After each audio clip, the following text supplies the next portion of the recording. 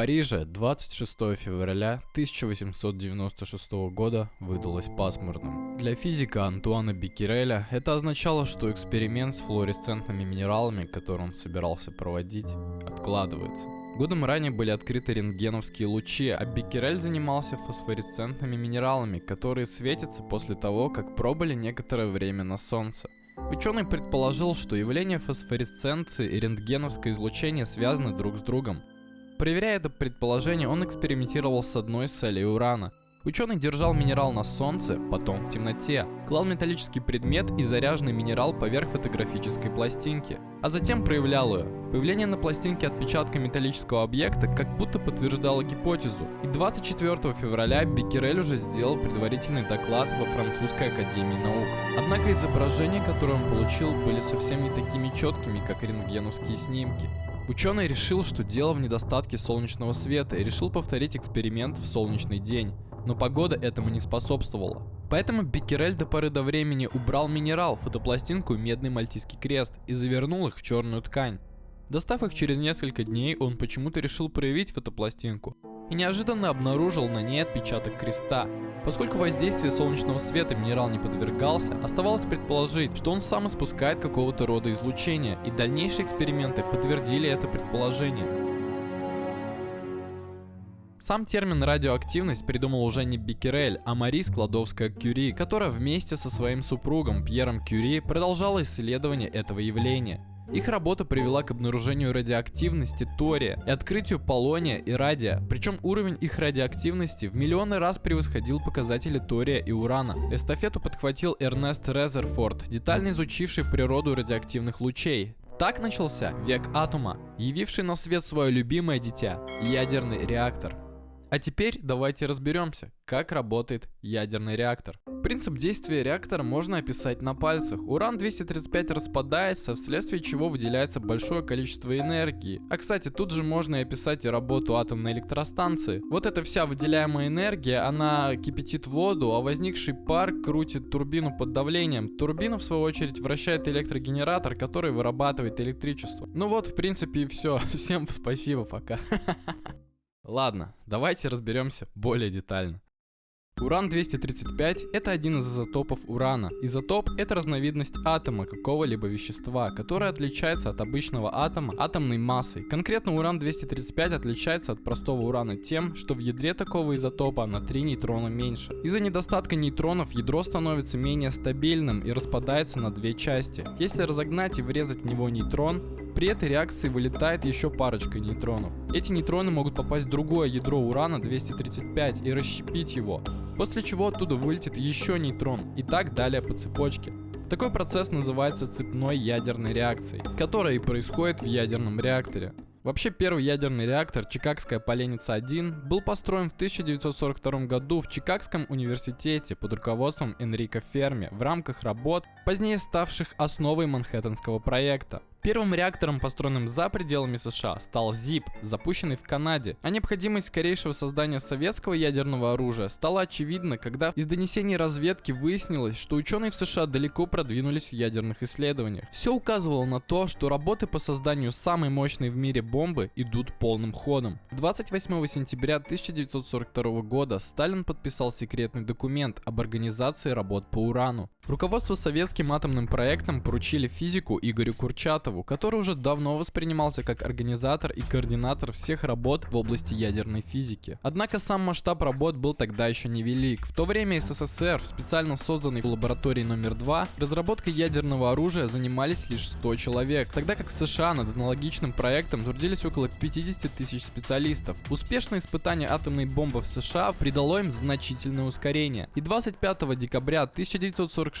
года в кратчайшие сроки, всего за 16 месяцев, первый в Евразии атомный реактор F1 на уран-графитовых блоках был сооружен под руководством Курчатова. В США же уже вовсю велся проект Манхэттен. Это кодовое название программы США по разработке ядерного оружия, которая преследовала цель создать одну атомную бомбу с применением урана и вторую с использованием плутония. Природный уран примерно на 99,3% состоит из урана-238, ядро которого имеет 92 протона и 146 нейтронов, и 0,7% урана-235, имеющего на 3 нейтрона меньше.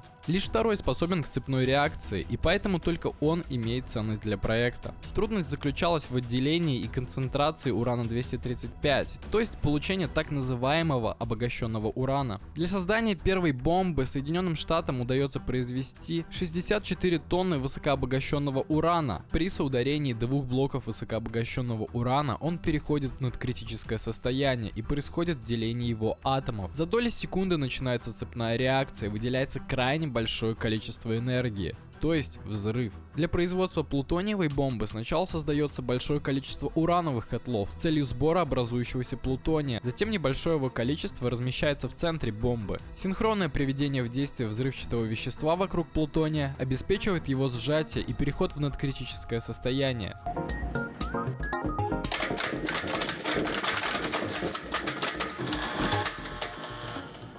Перед вами неуправляемая цепная реакция. Ядерная бомба.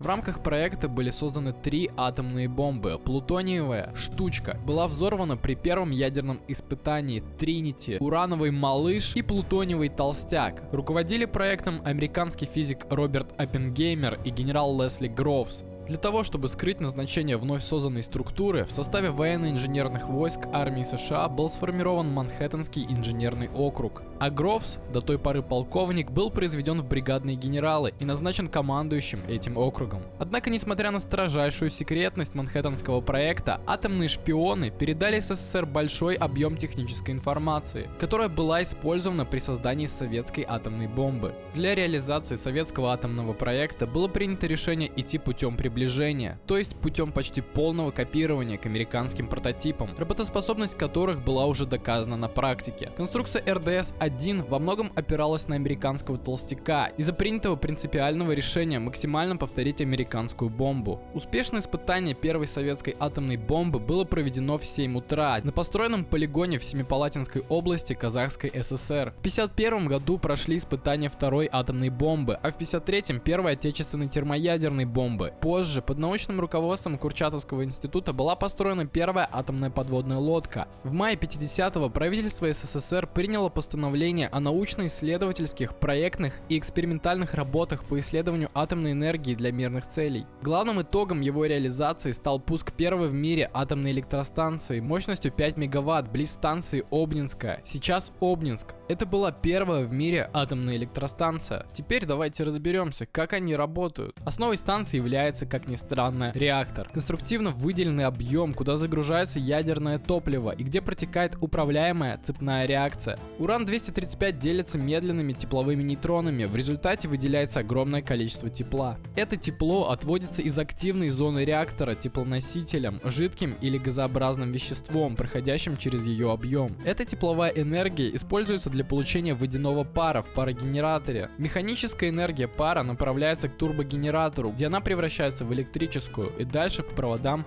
поступает к потребителям. Далее происходило активное развитие ядерного сектора. Из основных моментов можно выделить принятый в эксплуатацию 5 декабря 1959 года атомный ледокол «Ленин», запуск первого реактора ВВР-1, ну и куда без аварии на Чернобыльской АЭС в 1986-м, которая затормозила развитие отечественной ядерной энергетики. И в 90-е годы 20 века атомная отрасль России пережила период стагнации. Но начиная с нулевых годов 20 века, развитие атомной энергетики в России вновь заняло важное место среди основных стратегических целей и секторов экономики РФ. В декабре 2007 года была образована государственная корпорация по атомной энергии «Росатом».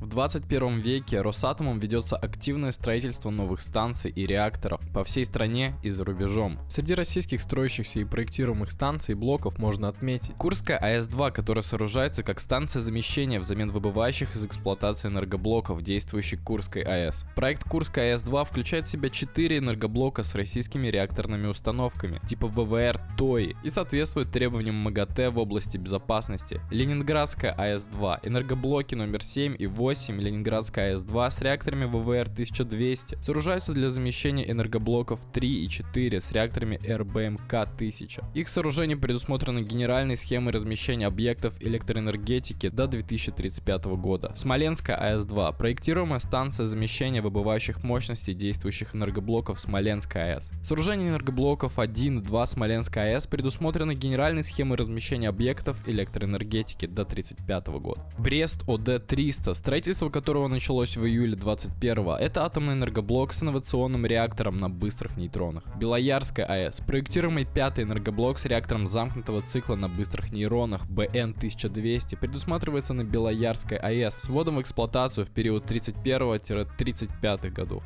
Также атомные станции строятся во многих зарубежных государствах. В Турции это АЭС Аккую, в Беларуси Белорусская АЭС, в Индии АЭС Куданкулам, АЭС Пакш-2 в Венгрии, Рупур в Бангладеше, Сюйдапу и Тяньвань в Китае и Эль-Даба в Египте. В декабре 22 года отмечается 15-летие Росатома. За эти 15 лет Росатом также приобрел компетенции в машиностроении, логистике, цифре и других актуальных направлениях.